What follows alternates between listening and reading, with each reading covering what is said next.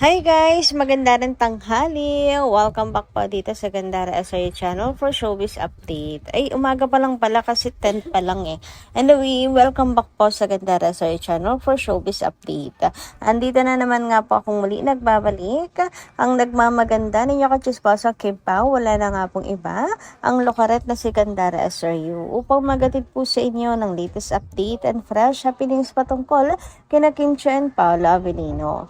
And para nga po sa umagang ito, ang tatalakayin natin pag-uusapan eh syempre wala na pong iba ang ganap nila Kim and Paolo sa Edmonton Expo Center mga kakimpaw sapagkat nagsisimula na nga po ang show ng KP doon. Pero syempre bago po tayo mag-start, sa mga hindi pa nakaka-subscribe sa ating channel, maaari lamang na pindutin po ninyo ang subscribe button at notification bell natin na nariyan po sa baba upang kayo po yung maging updated at ma-notify tuwing may bago tayong chika at balita hinggil sa Kimpaw. Basta mga balita na may kinalaman, kina Kim Chiu and Paolo Avellino, sagot na nga po natin yan. And unahin po natin pag-usapan ang mga tao po sa venue mga kakimpaw na grabe simula pa lang ang tataas na po ng energy. Mga bibong-bibo. And yung center nga, mga ka-KP, punong-puno po ng mga tao. So, ito pa lang yung nakikita natin. Pero sure, mamaya, makikita po natin ang kabuuan na dami ng mga fans po na pumunta sa Canada. Pumunta po sa show nila Kim and Paolo ngayong araw. So, eto po sa ngayon, yung mga nasa unahan, punong-puno po mga ka-KP at sobrang sigla nga nila. Grabe, napakabibibo. Mga nagsisitalunan po sila, mga kakimpaw. Ang talagang halata mo simula pa lang, nag-e-enjoy na po sila. So, ayan po ang ating latest na balita na nasagap hinggil sa mga kaganapan dito nga po sa Edmonton Expo Center. Ang laki ng venue na yan, ha? So, for sure, napakaraming tao dyan. At kasi sa ticket po nating nakita, marami pong bumili talaga ng tickets. Kaunti lang din yung vacant mga kakimpaw. Siguro may 3K katao po yung mga nandyan. Anyway, dumako naman tayo dito sa hashtags natin ngayon mga kakimpaw kung kanina number 7 po tayo aba at ngayon umakit na nga po tayo sa number 2. Ayan nga po, trending on X po tayo. At number 2, ang Kim Pao Sparks Edmonton. Wow, grabe talaga ang mga Kim Pao lansya, no? Buhay na buhay. And syempre, tataas at tataas pa po yan mga kakimpaw. At malay nyo, mag number 1 yan mga ka-KP. Kasi nagsisimula pa lang naman ang show nila Kim and Paul. Ang bilis nga di ba?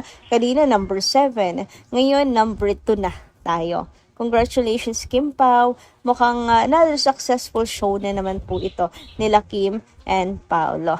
Anyway, sabi nga dito ng Kim Pao Night Ship Official, Edmonton, make some noise. Kim Pao is all set to bring the heat and joy even if the weather in Edmonton is freezing cold. Kaya pala, naka-jacket sila Kim and Paolo, mga kakimpaw. Wow, the venue's vibes are straight out of a concert. Gates are open and the Kim Pao fever is about to take over. So, get those phones ready for the show. Ayan. Ay, show more pala yun. Anyway, ayan, ready na nga po ang Edmonton Expo Center para po dito sa show nila Kim and Paolo. And ngayon, nagsisimula na sila, mga kakimpaw. Nagsisimula na yung show. Meron na rin pong mga naka-live. Baka po hindi nyo pa alam mga kakimpaw. So, hanap na po kayo ngayon ng mga naka-live na KP fan na nandoon po para ma-experience din kahit po virtual lang ang show nila Kim and Paul. At para tumagos po sa atin dito sa Pinas ang kiligs na hatid nila Kim and Paul sa Canada. And eto nga po, Team Blue ang Kim Pao sa ngayon. So, una red, white, ngayon blue. Twinning is winning na naman po sila mga kakimpaw. Grabe, no? Red, white, saka blue. kapag nag-yellow sila sa sunod, aba, kulay talaga yan ng Pilipinas, mga kakimpaw. Anong tingin nyo sa last na outfit ng Kimpaw? Yellow or pink? Anyway, ayan nga, naka-team blue po sila ngayon. It's a boy, charot. Nag-gender reveal eh. Pero ang sexy ni Chinito Princess at bagay na bagay po sa kanya yung kanyang kasuotan. Simple pero napaka-elegante, mga Kimpaw. So, ayan po ang ilan sa mga kaganapan ngayon sa Edmonton Expo Center. And thank you, credit po sa Kimpaw International sapagkat sila po ay napakasipag mag-update tungkol po sa show nila Kim and Paolo. Grabe, tagos po talaga hanggang dito sa ating mga screen ang kilig, mga kakimpaw. So, ayan, mamaya antayin po natin. Baka po may update na sa mga audience doon, mga kakimpaw. Pero bisa mga nakikita ko, mukhang talagang halos mapuno po ang show, mapuno ang venue nila Kim and Paolo. Grabe, napaka-sweet po agad nila Kim and Paolo. May patikim na po agad na sweetness.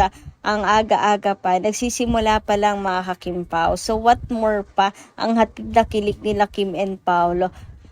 Ilang oras din po sila dyan siguro mag-show, mga 3 hours, 4 hours, mga Kimpaw. Sigurado paldong-paldo ang mga fans bago sila umuwi. Talagang kotang-kota po sila sa ayuda. Medyo nakakainggit nga, mga Kimpaw. Pero malay niyo, di ba, dito sa Pilipinas, mag-show po sila. Magpahabol sila ng show. Nako, sigurado, dami talagang tao, mga kakipi.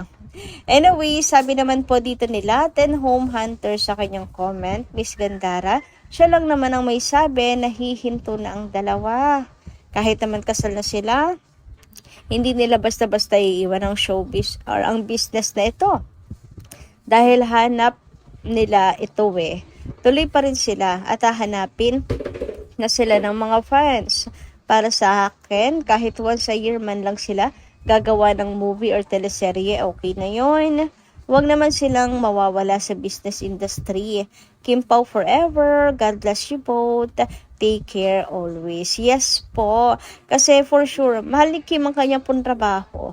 Mahal po ni Kim ang pag-artista, ang pag-arte.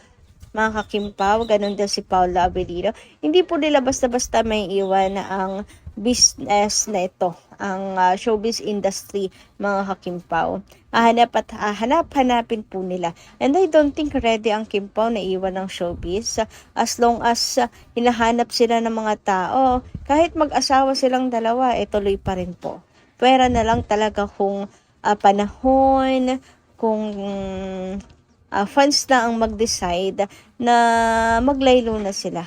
Kapag kakonti na lang ang sumusuporta at wala na talaga, as in, laos na. Yun na lang siguro ang makakapag-decide na sila po ay tumigil na sa showbiz. Si Marian Si Marian wala nang ginagawang project ngayon, mga kakimpaw, pero still, nasa showbiz pa rin po siya. Diba? And napaka-active pa rin. Laging laman pa rin ang balita. Diba? Kaya imposible na mawala po si Kim and si Paula Avellino sa industriyang ito. Marami po silang mga fans at hindi po namamatay ang kanilang mga fans. Dumarami po ng dumarami. Ayan, tulad na lang nung kay Marian na wala ba siya ginagawang project pero hindi siya malaos-laos dahil marami nagmamahal sa kanya. Like, ganun din kina Kim and Paolo. Okay? Hindi po mawawala ang kanilang mga fans kaya hindi po sila malalaos. Samantala, dumako naman tayo dito sa comment po ni Chat. Pagandarang umaga. Pwede ba, mga Kimpaw, socially, especially, edita na doon sa huwag na kayo mag-comment against Jay kasi may echo na yon.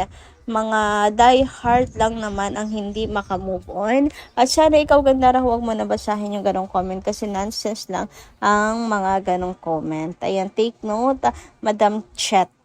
Okay. So, ayun nga, fan war na lang po ang nangyayari. Fans versus fans, ayan.